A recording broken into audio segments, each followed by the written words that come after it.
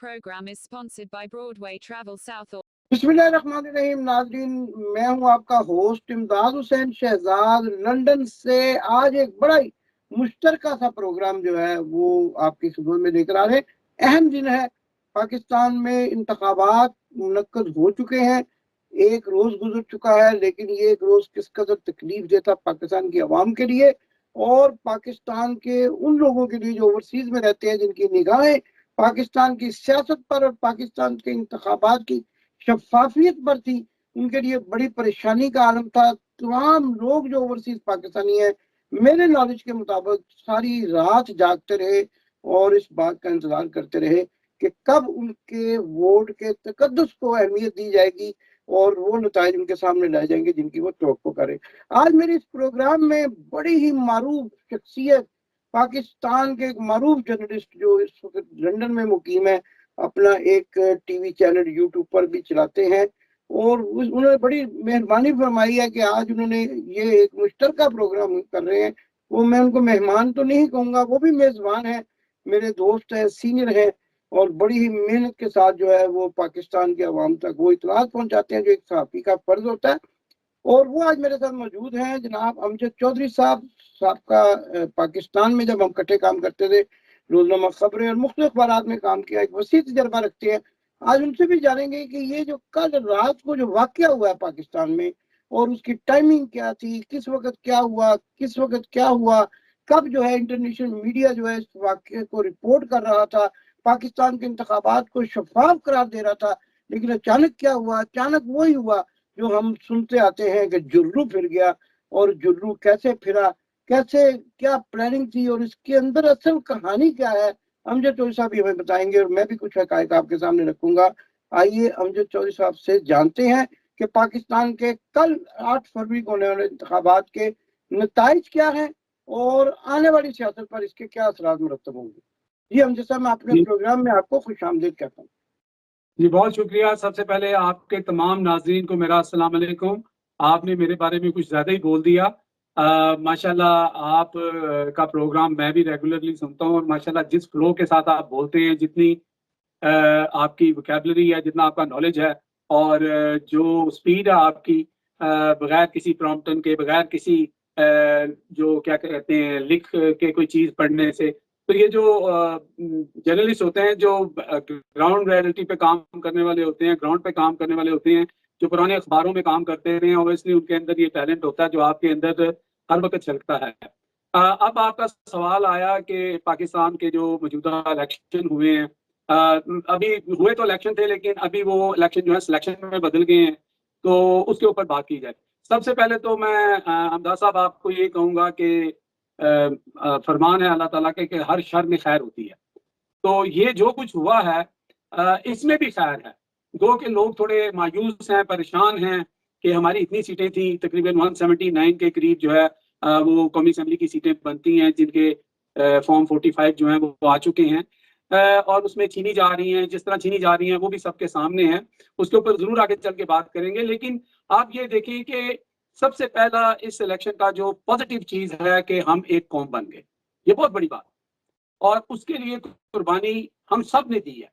और जितनी बड़ी कुर्बानी, मेरा ख्याल है कि मैंने तो नहीं उस तरह की दी, बहुत सारे लोग कम जानते होंगे, मैं इसके ऊपर ज्यादा बात नहीं करूंगा। जितनी बड़ी कुर्बानी आपने दी है मैं उससे बड़ा वाकिफ हूँ और मेरा ख्याल है उसका हम जिक्र यहाँ नहीं करना चाहेंगे। वक्त आएगा तो जरूर बताएंगे लोगों को कि आपने क्या क्या कुर्बानियां दी और किस तरह जो है मसाइब यहाँ पे बैठ के भी आपको फेस करने पड़े, क्योंकि आप एक वोकल पर्सन हैं और हक सच की बात करना जानते हैं, और यही एक पॉजिटिव जर्नलिस्ट का काम होता है।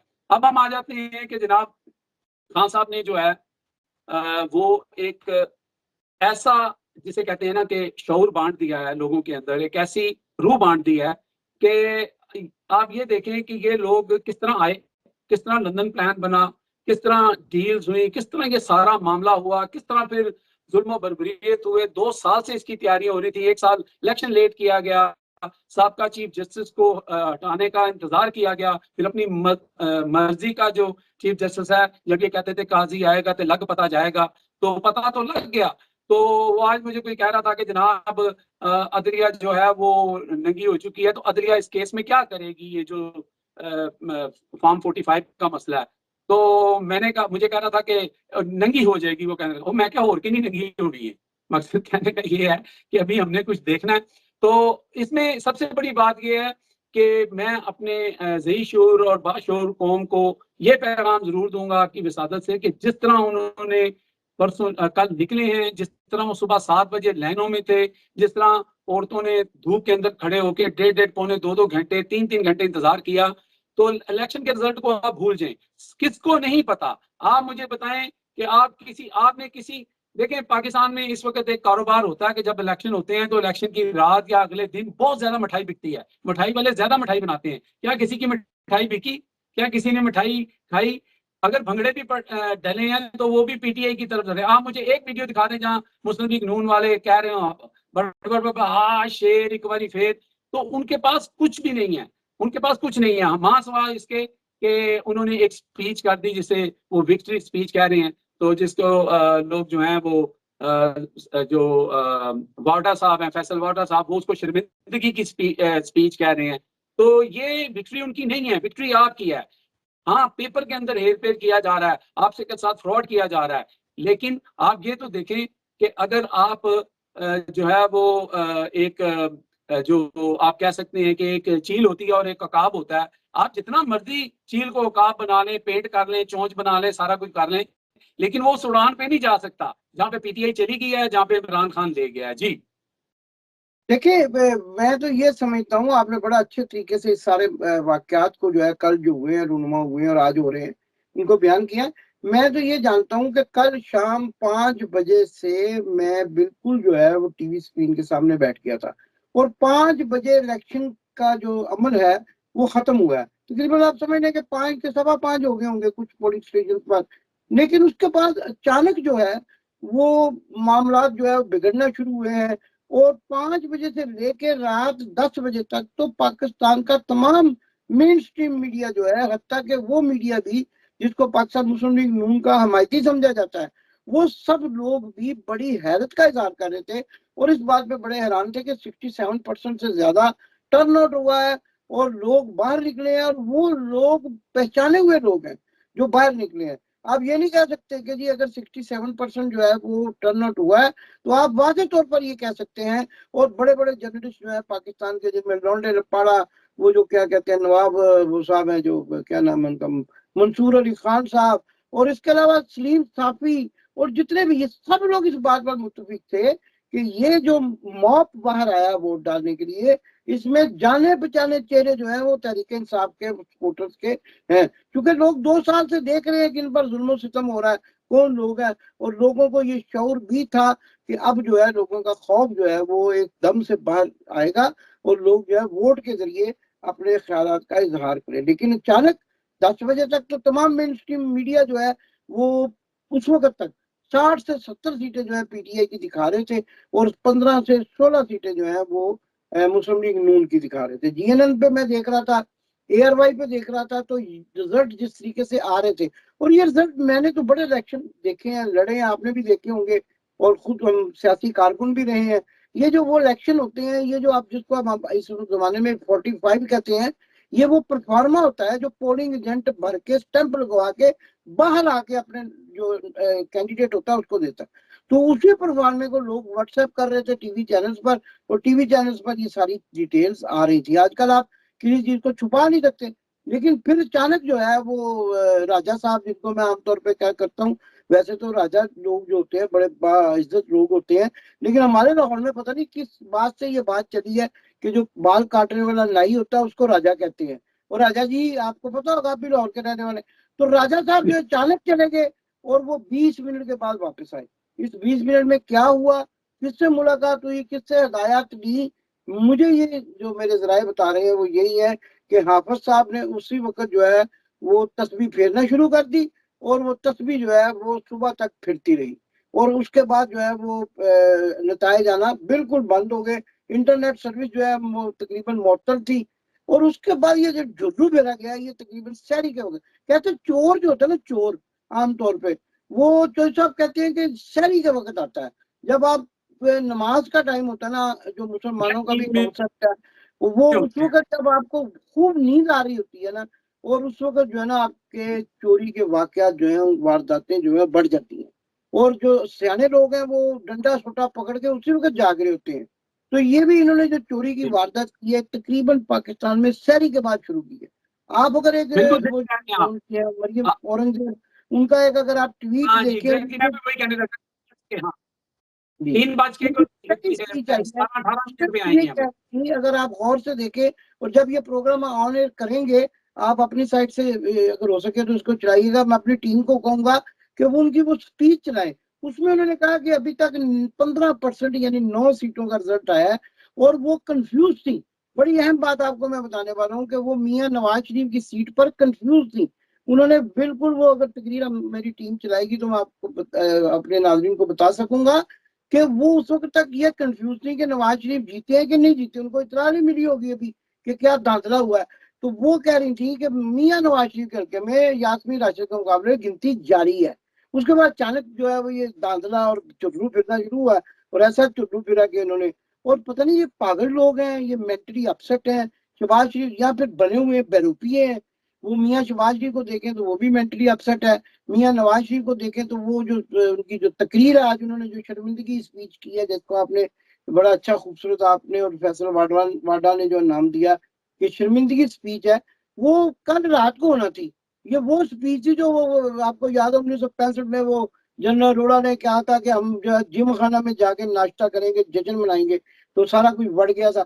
तो इसी तरह वो जो स्पीच है वहाँ मॉडर्न टाउन में आतिशबाजी का सामान, और वहाँ पे वो कबाब और शबाब और पता नहीं क्या क्या इंतजाम थे, तो वो सारे जो है दरे के दरे रह गए। ना कोई बारिश हो रही थी, ना कुछ हो रहा था कि किसी वजह से रुका हो। तो मियाँ साहब जो है वो कहा जाता है कि उस वक्त तक मुंह बसोर कर, आप उनके चेहरे देखे, चेहरे पर हवाइयां उड़ी हुई थी और जाती उमरा चले गए।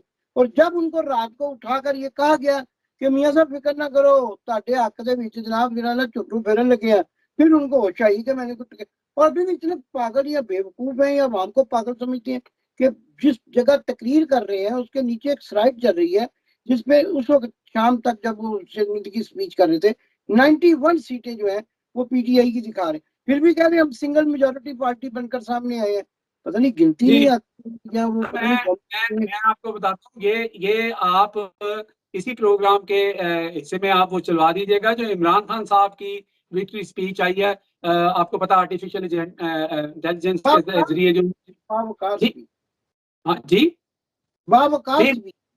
नहीं नहीं, इमरान खान ने जो उनकी स्पीच आ गई है जो हाँ आर्टिफिशियल जी, वो बड़े इंटेलिजेंस के बावकार जरिए। अंदाज में ये सारी सूरत हाल को जी वाकई। जी, और उन्होंने भी इस चीज का मियां साहब को कुछ खिताब भी दिए हैं। पाकिस्तान मेरे पाकिस्तानियों, आपने कल वोट देकर अपनी हकीकी आज़ादी की बुनियाद रख दी है। मैं आप सबको इलेक्शन 2024 जीतने पर मुबारकबाद देता हूं। मुझे आप सब पर पूरा भरोसा था कि आप वोट देने निकलेंगे। आपने मेरे भरोसे का मान रखा और आपके मैसिव टर्नआउट ने सबको हैरान कर दिया है। लंदन प्लान फेल हो चुका है आपके वोट की वजह से। नवाज शरीफ एक कम ज़र्फ इंसान है जिसने ऑफिशियल नताइज के मुताबिक 30 सीट्स पीछे होते हुए भी विक्ट्री स्पीच कर दी है। कोई पाकिस्तानी उसे नहीं मानेगा और इंटरनेशनल मीडिया भी उस बेवकूफ़ी पर लिख रहा है। इंडिपेंडेंट ज़राया के मुताबिक 150 नेशनल असेंबली की सीट्स पर हम जीत रहे थे धांधली शुरू होने से पहले, और इस वक्त हम 170 से ज्यादा नेशनल असेंबली की सीट्स पर जीत रहे हैं फॉर्म 45 के डेटा के मुताबिक। मेरे पाकिस्तानियों, आप सबने तारीख रकम कर दी है। मुझे आप पर बहुत फ़ख्र है और मैं अल्लाह का शुक्र अदा करता हूँ कि उसने हमें एक कौम बना दिया है। अब हमें ऊंची परवाज से कोई नहीं रोक सकता। आखिर में आपने घबराना नहीं है, सेलिब्रेट करें और शुक्राना के नफल पढ़ें। 2 साल के सख्त जुल्म और नाइंसाफियों के बावजूद हमने 2024 इलेक्शंस 2/3 अक्सरियत से जीत लिया है। सबने आपके वोट की ताकत देखी है, अब वोट की हिफाजत करने की सलाहियत भी दिखाएं। पाकिस्तान जिंदाबाद।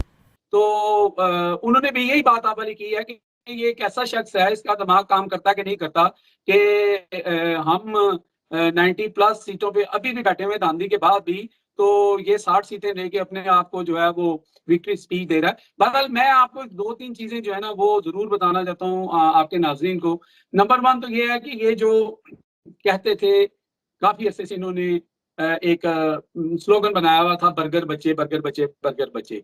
वो तो साबित हो गया पिछले 2 साल से कि वो स्टील के बच्चे बन चुके थे। और उन्होंने कल निकल के ये बता भी दिया कि वो मैन ऑफ स्टील हैं, वुमन जो है वो भी स्टील की बनी हुई हैं। 3-3 घंटे उन्होंने इंतजार किया। दूसरा ये है कि नून लीग की सियासत जो है ना वो खत्म नहीं हुई है, वो दफन हो गई है। और इसका मैं आपको गारंटी से ये बात कह रहा हूँ। देखिए आज क्या हो रहा है, कल क्या होगा, साल बाद क्या होगा, या अगले 4-5 साल तक क्या होगा, इसको आप फिलहाल एक साइड पे छोड़ दें।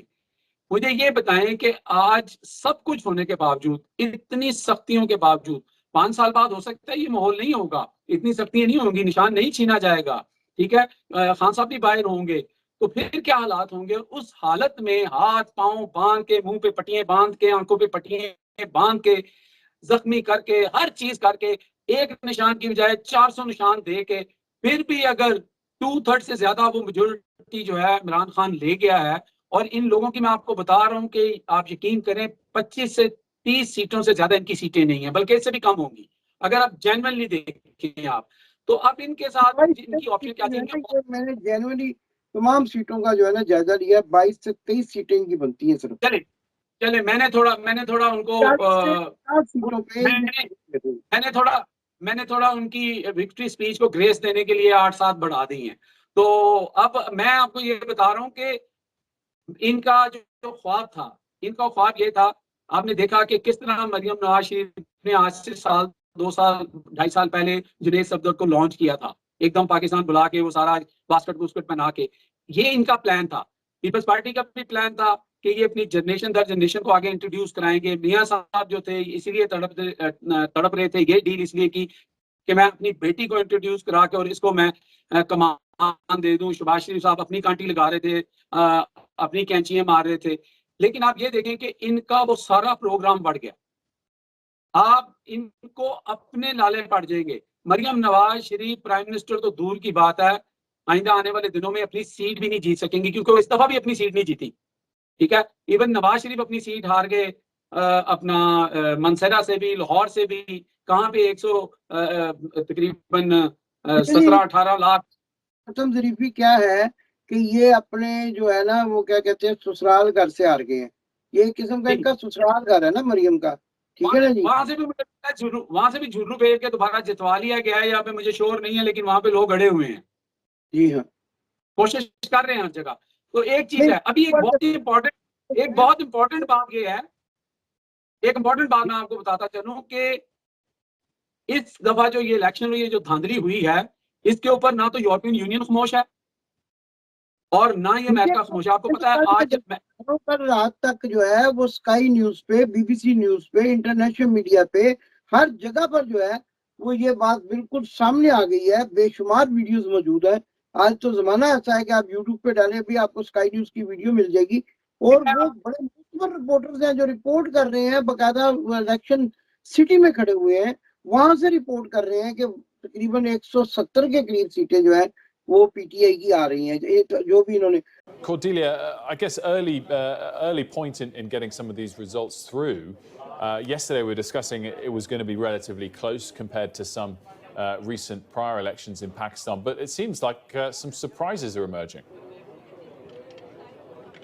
That's right, Wilf. I mean, they say Pakistan is full of surprises, and this morning everyone is waking up to exactly that. And that's because the independents who support Imran Khan, a man who, of course, is currently in jail, are claiming a resounding victory, a landslide. They believe, according to unofficial results, that they've won by a significant margin, and that is really quite stunning.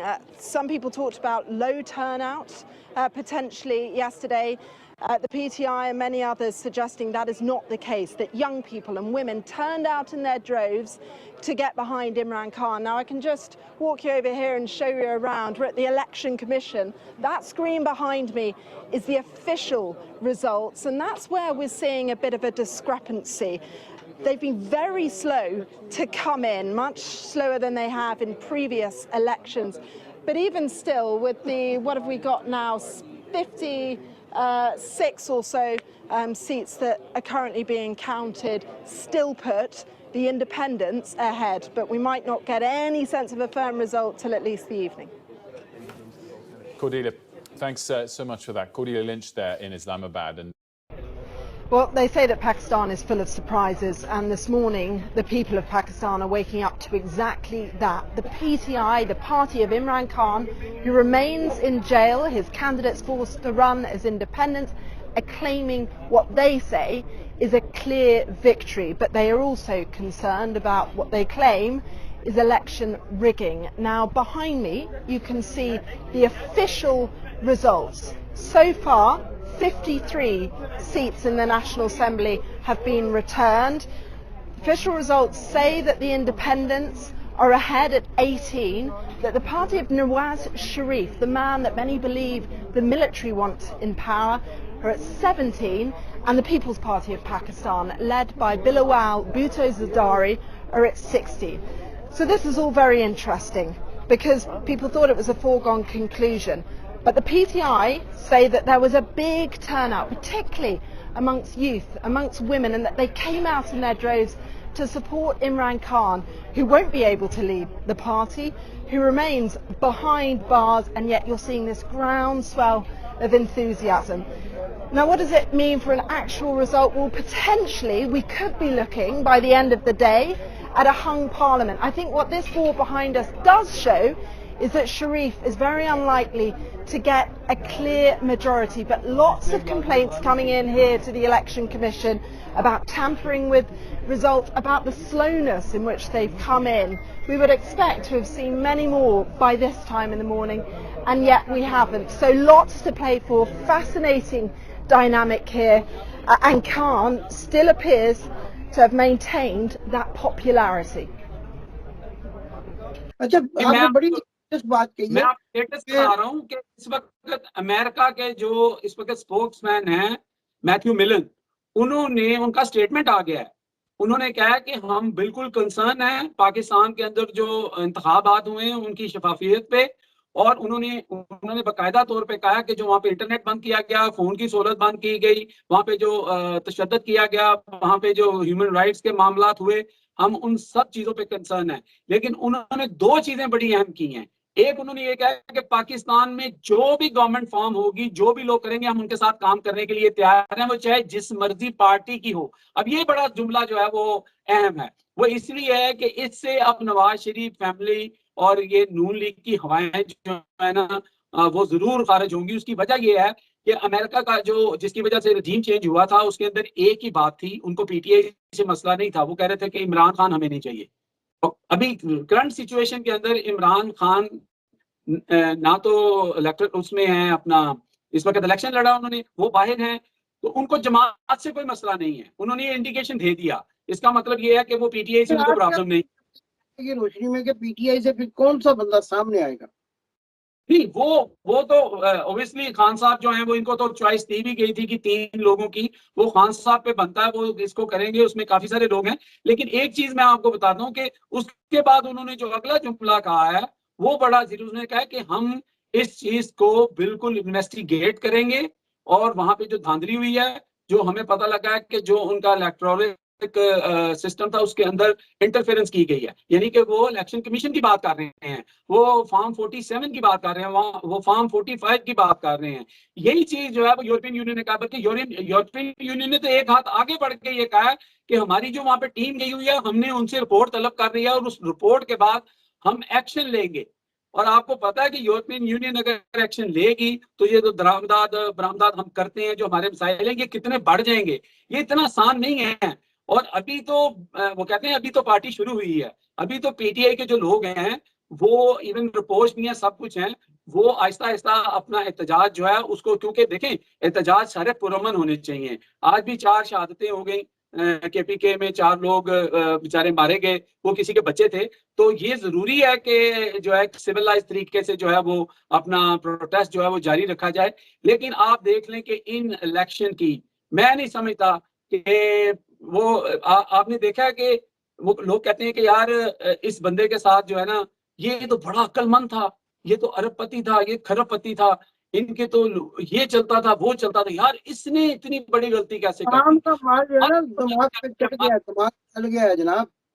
मत मारी गई जी। बजाय इसके आप देखिए नून league के अपने लोग जो है वो कह रहे हैं कि इनको ग्रेस का मुजाहरा करना चाहिए था, ये ऑपोजिशन में चले जाते, इससे इनकी थोड़ी बहुत सियासत बच जाती। इसी बिना पे मैं कह रहा हूँ कि ये जो इन्होंने लोगों को किया, आप उठते हैं आप कहते हैं जी वो खैबर पख्तूनख्वा वाले जो पठान है वो तो बेवकूफ हैं। वो भी बेवकूफों ने बताया ना, उन्होंने एक दो सीटें जो वहां से ली हैं जुर्रू से ली हैं, एक सीट नहीं मिली।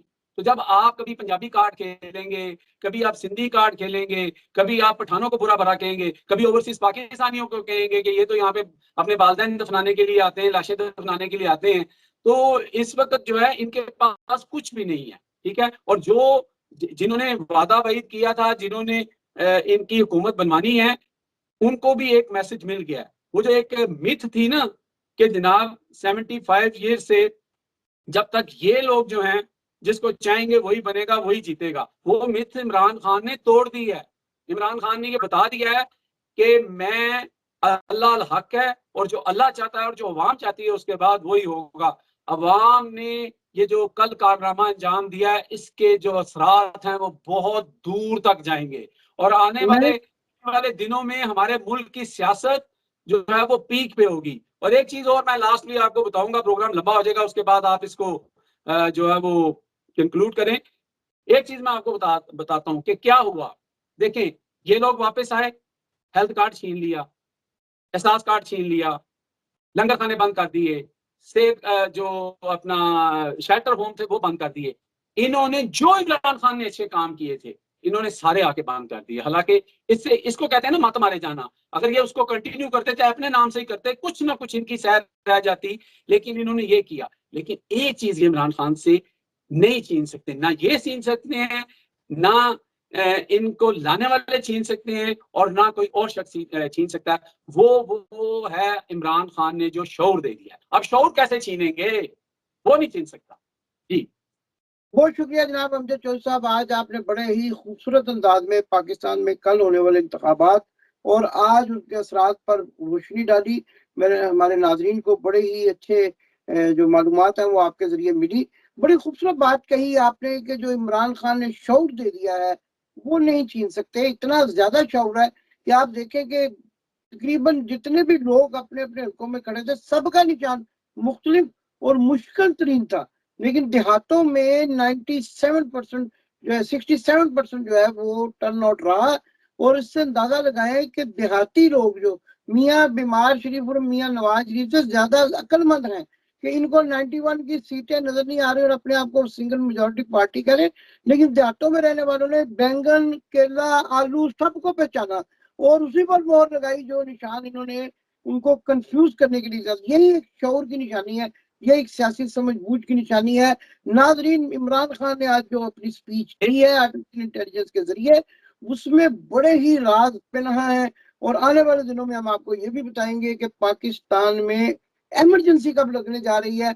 और असल में जो रात कल यानी 8 और 9 फरवरी की दरमियानी रात को डील हुई है हाफिज मुनीर आसम और पाकिस्तान के बड़े सियासतदानों के दरमियान, वो क्या है, आसम अली जरदारी का खेल क्या है, ये सारी बातें आने वाले प्रोग्रामों में आपको बताएंगे।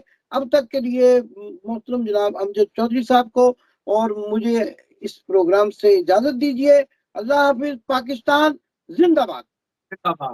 आपने अभी तक हमारा चैनल सब्सक्राइब नहीं किया तो अभी सब्सक्राइब करें और बेल आइकॉन को क्लिक करके हमारी लेटेस्ट वीडियोस के बारे में अपडेट जानें।